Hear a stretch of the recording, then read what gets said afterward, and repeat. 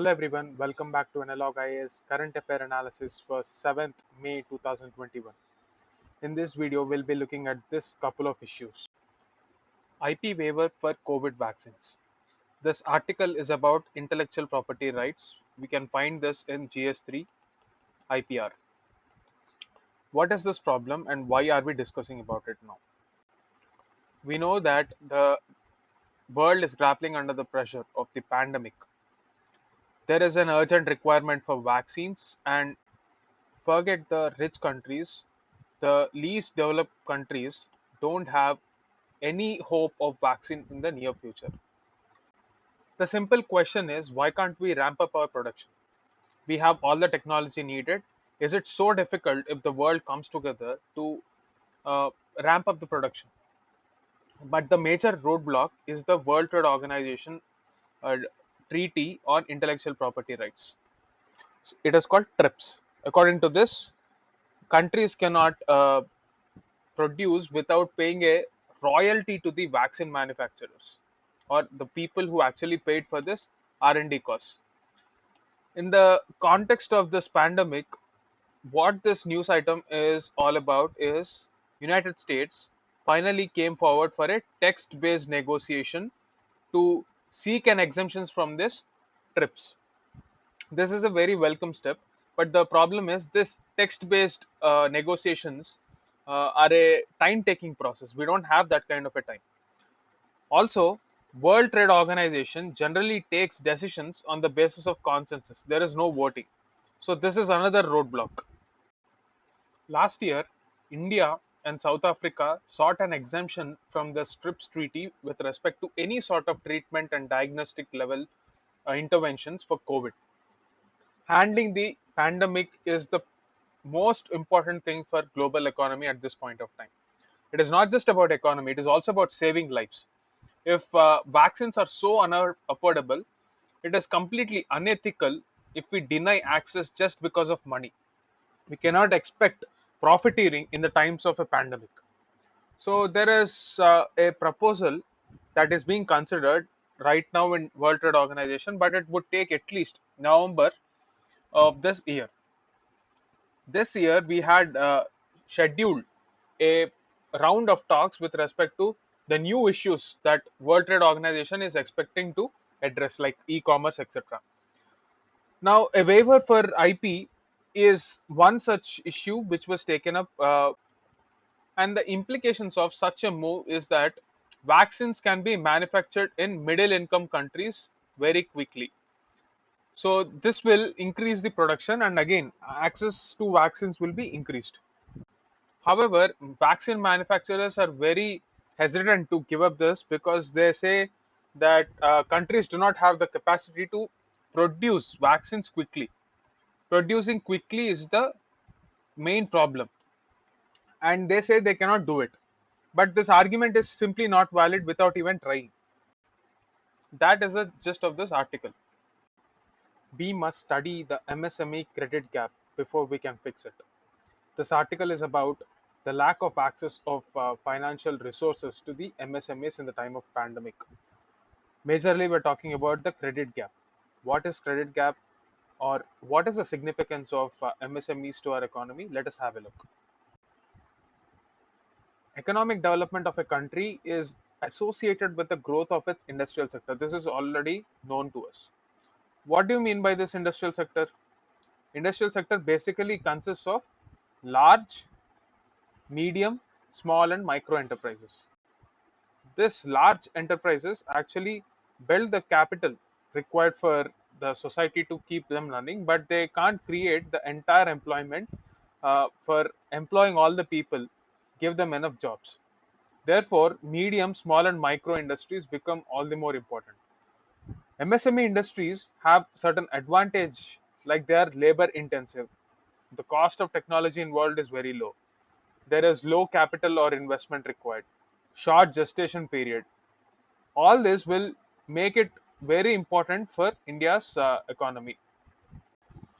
In India, MSMEs contribute to more than 30% of India's output or GDP.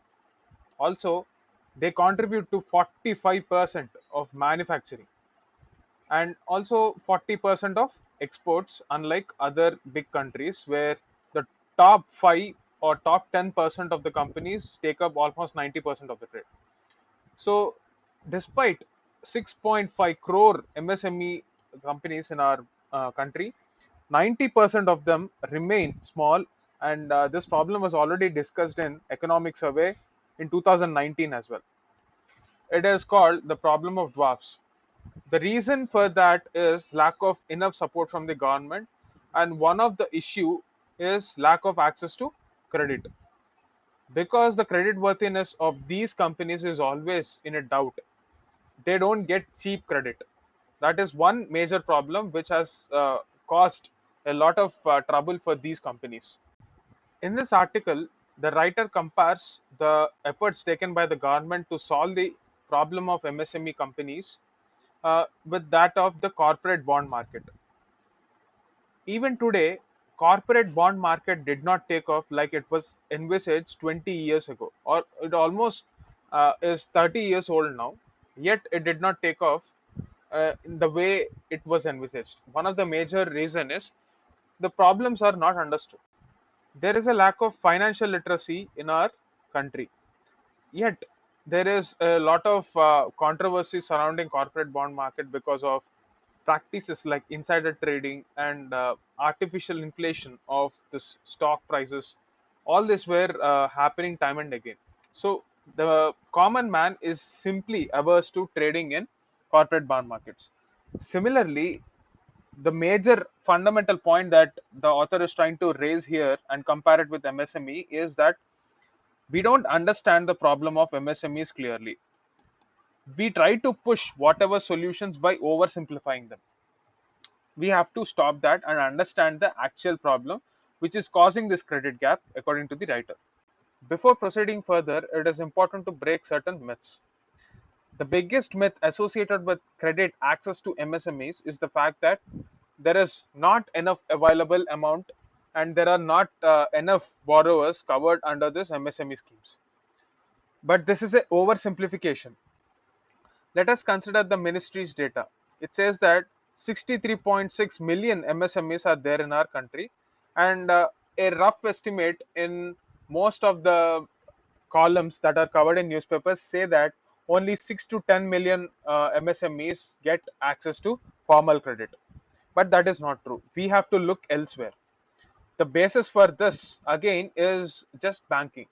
But if we actually have a look at credit bureau records, they have a better incentive to understand the credit worthiness of individuals, because they cannot just depend on a small set of customers for their business.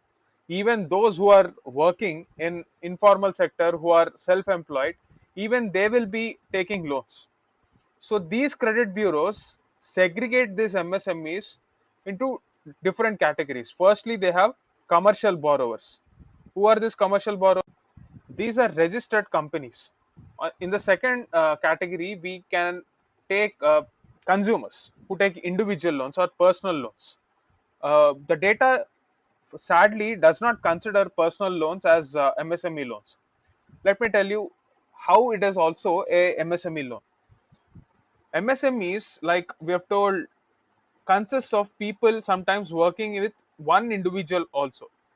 They register themselves as an MSME and take credit, but that credit will be taken in the form of personal loan, whether it is for doing one's own business. Say a grocery shop owner wants to buy an auto for transportation.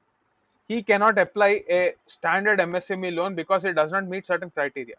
But since he is registered as an MSME owner, he can use that as a leverage and get a personal loan. That should also be treated as an MSME loan, because he's doing it for the purpose of the business, not actually his own activity. So that is ignored in most of the calculations. The third category take loans from microfinance institutions like chit fund companies, etc. So even this category is not counted in MSME sector. Therefore, the first myth that needs to be broken is the financial access is as such not a problem. There are certain other problems. Let us have a look at them. The first practical problem is lack of formalization. Now, what happens when there is no formalization? But for that, you have to understand what formalization means. Every transaction can be captured only when it is on a system like GST. In India, GST system is the most accurate parameter to know if a company is completely carrying out transactions formally or not. Lack of GST transactions is cited as one of the problem, and even after entering into the GST system, say for example, if 100 rupees worth of transaction happens, only 10 rupees worth of transaction is being tracked on the GST system, and this 90% is carried out in cash. For this cash part of transaction of 90 rupees, there are a few traders, especially individual traders, who wants to escape the GST system. They are borrowing money in cash. So if they're taking the pain of actually borrowing money at a higher interest than filling the GST system, it indicates that it is not user friendly. Secondly, there is a probability of harassment or the fear of harassment from officials. It is the responsibility of the government to bring trust on the GST system, that it is for their own good in the longer run. Secondly, out of the 63.5 million MSMEs that we spoke about, we already discussed that it is not just 6 or 7 million MSMEs that get credit. Informally or formally, almost 30 million MSMEs get access to credit. But these list out nearly 25 to 30 million more.